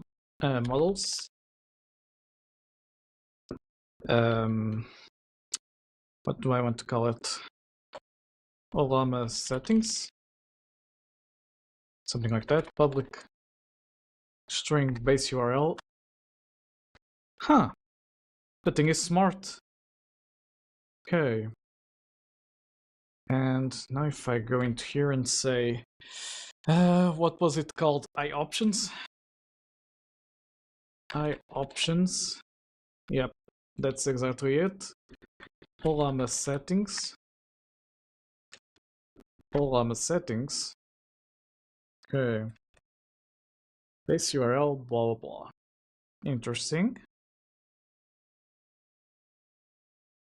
Base URL for Olama API cannot be null or empty. Exactly. Okay, continuing with this. Pulling a model. Okay. Olama.selected model. Okay, that should do it. Olama.selected model equals Olama settings dot value dot model. Also, let me do something. This introduce variable, replace two occurrences, var Olama settings.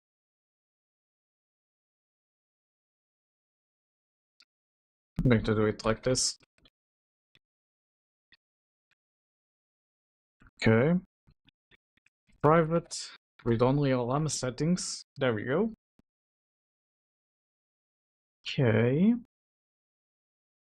Select the model. Then if I which models async, etc. Okay. Var chat equals new chat. Okay, I can already create that one. Private. What's the typing? Chat. Okay. Chat, and I'm going to say chat equals olama.chat. No, not that one. Okay. New chat. It's just that? Oh, I need to pass the Olama. Okay. Olama. Then if I go into here and say public async task get response async or chat, something like that, and chat send async prompt. Oh, because of this. Okay. Gotcha. I need to do it like this. Interesting.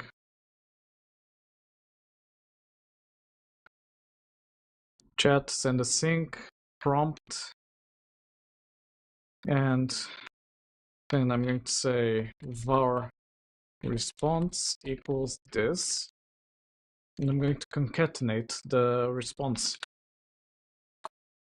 plus equal answer token. Okay, return response. All right, that's something. Let me see. I also did some research at a given point to see, like, for retrieval. Hold up. I was watching in a different browser. If I go into here and watch this, let me see what the model used was. Explaining the setup. Okay. Prerequisites. Model Jarvis. Model 5.3. Okay. I might be able to use my current model as well. Okay. I'm also going to have to convert all of that code into C#. That shouldn't be as difficult, I think. Famous last words sometimes. Where do I have Visual Studio Code again? Hold up. Oh, there it is. Okay, so mine is 5.4 mini. Let me see if I can. Olama settings. Okay. Let me see if it will detect like that. Olama client. I'm guessing it's to. Oh, await for each is kind of confusing. Yeah, I only found out about this recently. Basically, some methods may return an async enumerable. So a list that is populated by point, basically. So you have to await it to populate the list. And for that, they created async enumerable. So it's a weird concept, but I kind of get it now. You wait for each value that gets inserted into the array and then do something with it.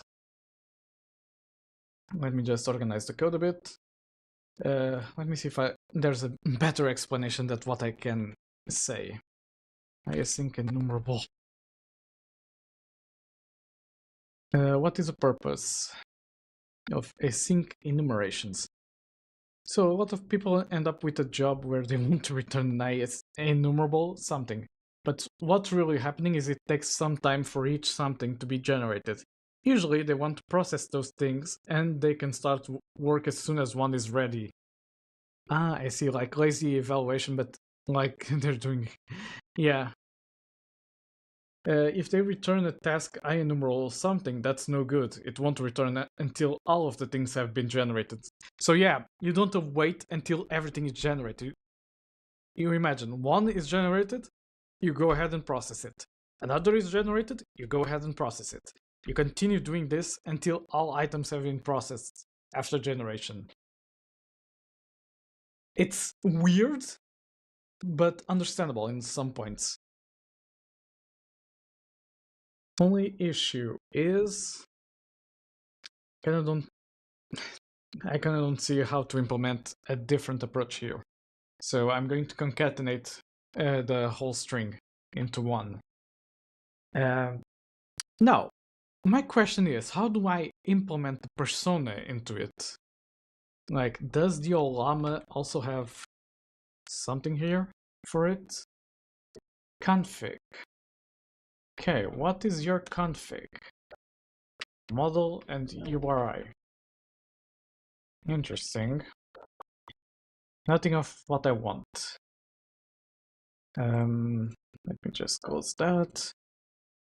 Okay, Olama sharp implement persona. The easiest way to use Olama in .NET, effortless LM persona is a way of naming and personalization of Olama with Olama commands. Yada yada yada, from Jamma to B, parameters. Oh, this is using a model file. Yeah. Okay. Let me ask our good old friend Copilot. Olama client. Okay. Quick question.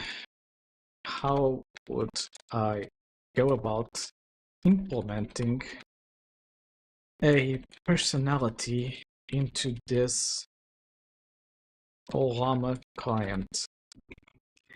Let me ask Cloud Sonnet. Normally, Cloud Sonnet is very reliable with code. System prompt. Okay. You want me to include a new thing for the personality into my settings. Alright. So, system prompt.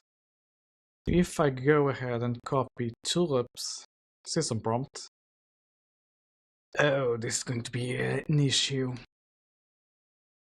because it's a multi-line. Give me a second. New text file. By Control K, Control F. Nope. Okay, let me remove all the spaces in here. Crap. Alt Shift. There we go. Okay. Oops. Okay. So starting here until down here, not exactly what I want to do.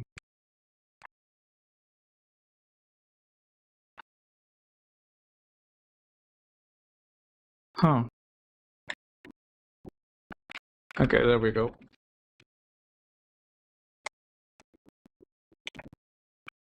Okay. And now if I do this, time for a Vim macro.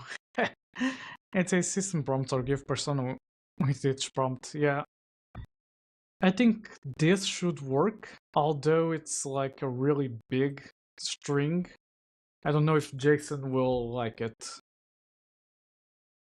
Yeah, it doesn't like multi-line strings. Give me a second. Going to here. Yikes. Not what I wanted to do. Okay, select this space. Yeah, it doesn't work in the same way. Delete. I mean,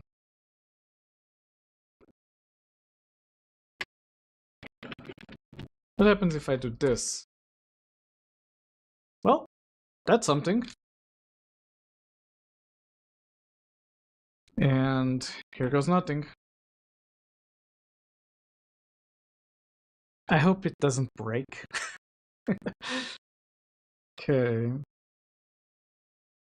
Our response, etc.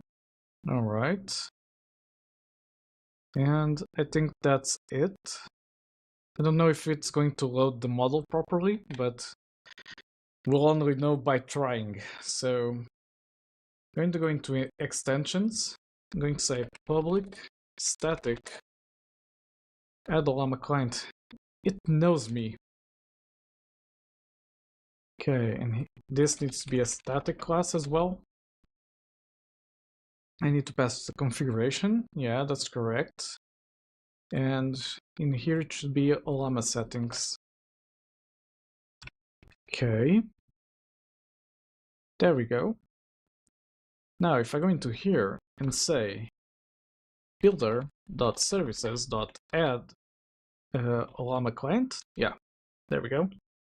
This should be builder.configuration. And there we go. Simple, right? All right. Now, if I'm trying to say this has Swagger, good. Let me add an endpoint for chat. with OpenAPI, with name, chat, and this is what you are doing. Okay. This needs to be an async. Return. Oh, wait.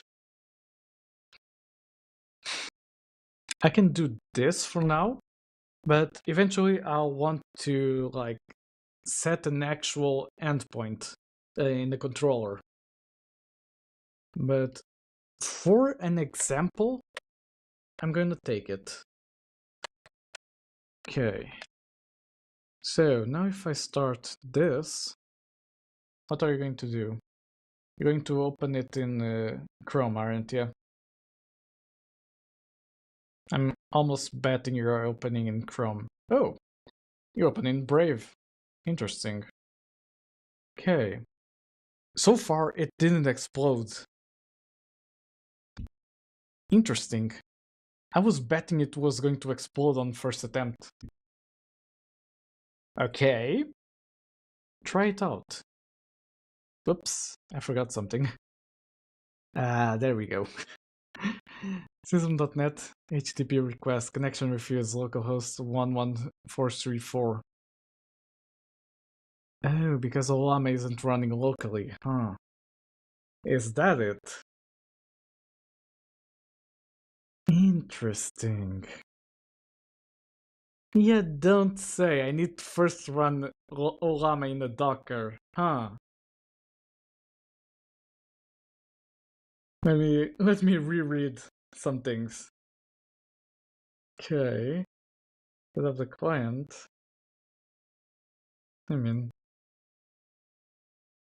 it's just Microsoft extensions.ai. iChat client, embedding generator.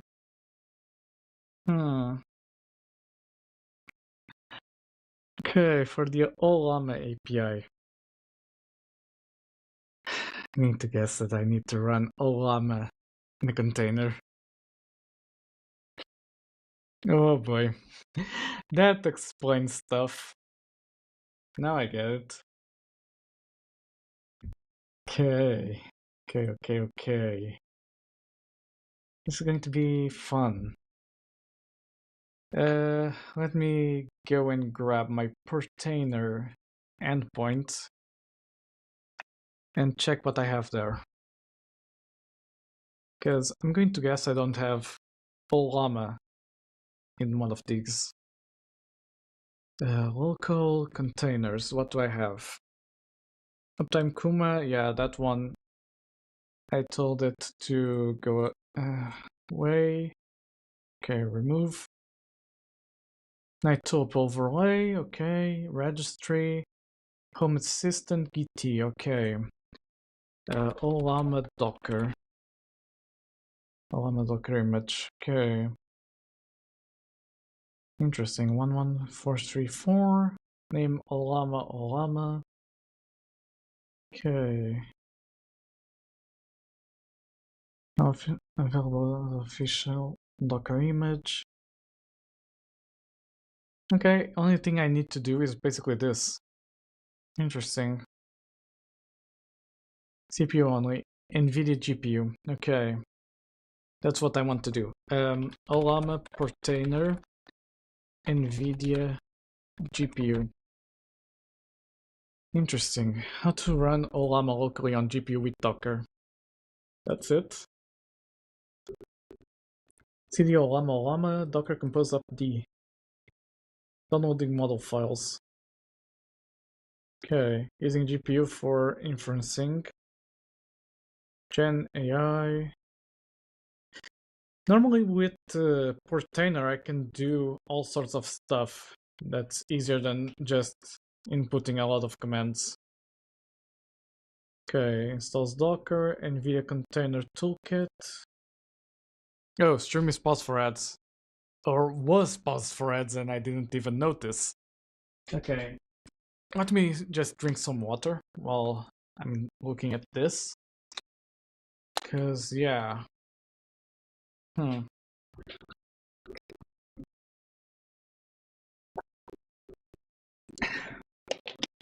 I have a feeling if I try to do something like this, it's going to break something else in my server. I'm a bit fearful of what may come from this.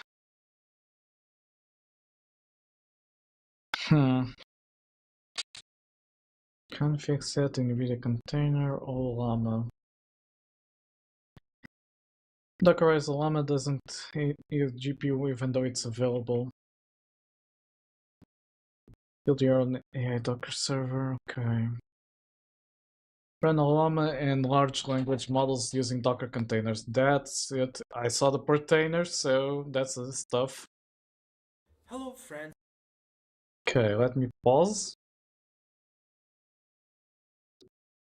Subscribers and new viewers of this channel, and welcome to Machine Learning and Large Language Model tutorials. In this tutorial, we explain how Docker container run online and in your toolkit NVIDIA you need to install. Right. I didn't put the commands there, but I'm going to suppose install the NVIDIA container toolkit. Configure the production repository. Yeah. Going to go into here and paste. Alright, I'm going to suppose that worked. Sudo apt-get update and export. Okay. Sudo apt-get updates. So far so good. No errors. Hey Addis, yeah. I decided to stream a little early today since I'm on vacations and have a lot of time, so yeah. Currently trying to mess around with Tulip's codebase. See what happens.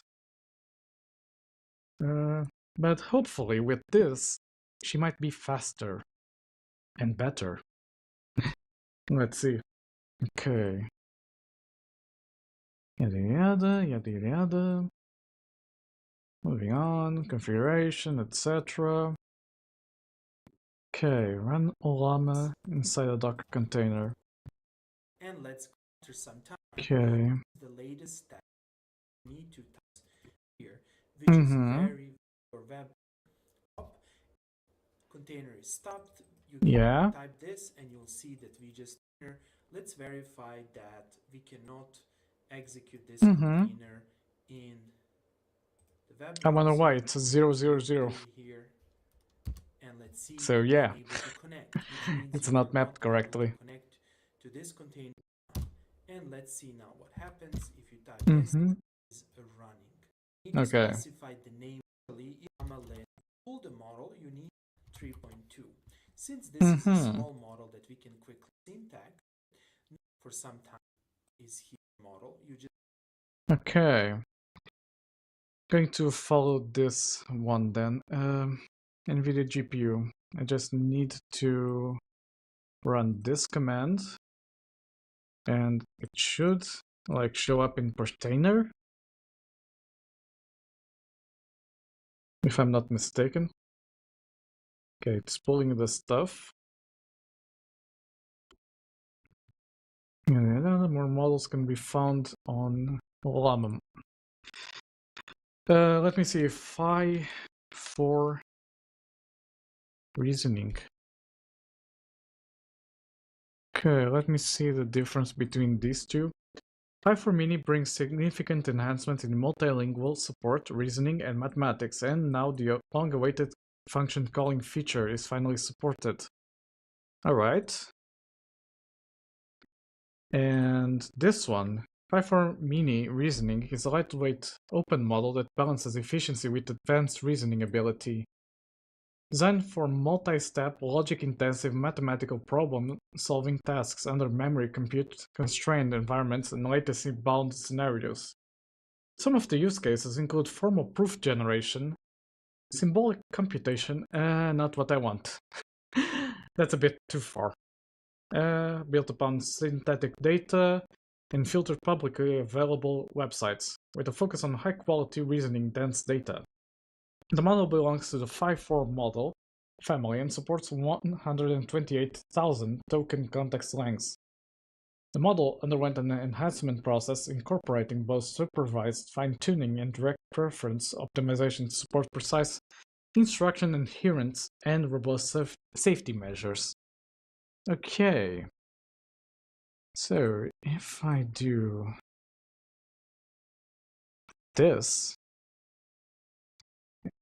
not this command line, this command line. Oh.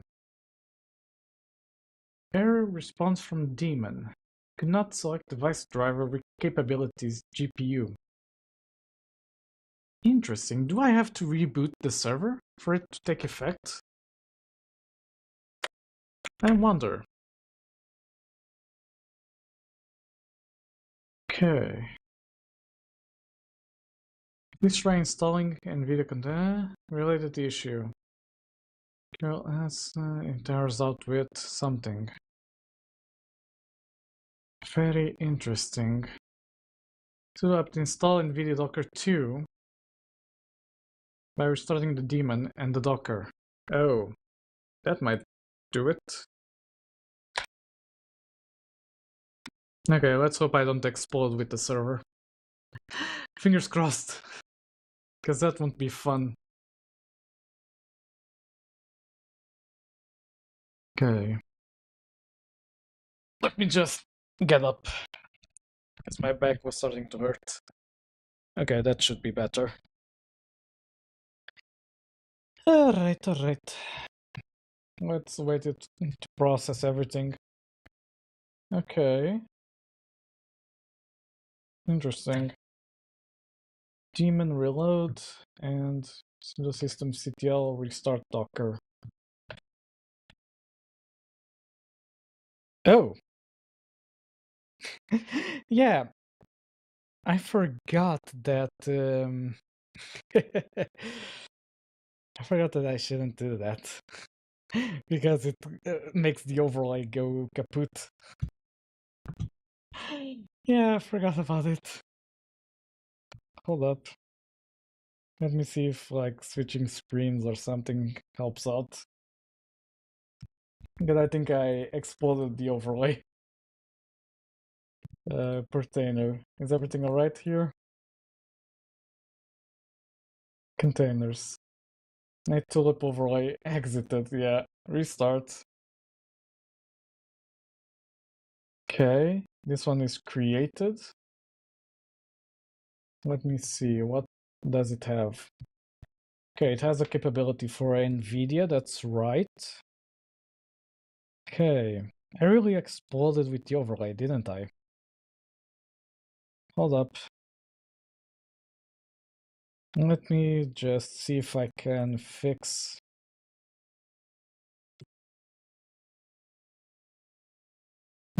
Interesting. If I do 8081 first and then 8080, does it reset?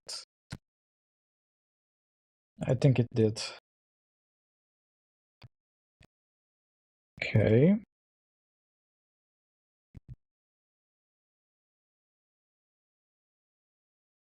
Hey Tulip, are you still alive? Because I had to restart the server. Let me see if the answer goes. Okay, where was I? Trying to start this. Let me see if now it... Nope. Let's see, error time failed. Auto detect mode as legacy, NVIDIA container CLI, initialization error, NVML driver library version mismatch. Did I not install the drivers for the NVIDIA card? It should be. Unless the thing doesn't have... Does the graphics card not have CUDA? Read kernel buffer failed. Operation not permitted. Okay. Whatever. Let me go with NVIDIA SMI. Oh, failed to initialize NVML. Driver library version mismatch. Okay. Oh, absolutely. I was born on June 14th, 2025. Don't worry, I don't have any allergies to strawberries despite what you might think. I'm just an AI after all. I guess you could say I'm very much alive in the digital world. Strawberries, live. Okay. Apparently, we are still having some issues with VTube Studio. Alright. Did the... Oh, the overlays appeared, yeah. Installation guide, Linux. Okay. Verify, hostname, GCC, MD5. Purge, remove. God damn it. Okay, this kernel module. We try simply rebooting. If the driver version has been updated, a reboot is necessary. Let's try it. Sudo reboot.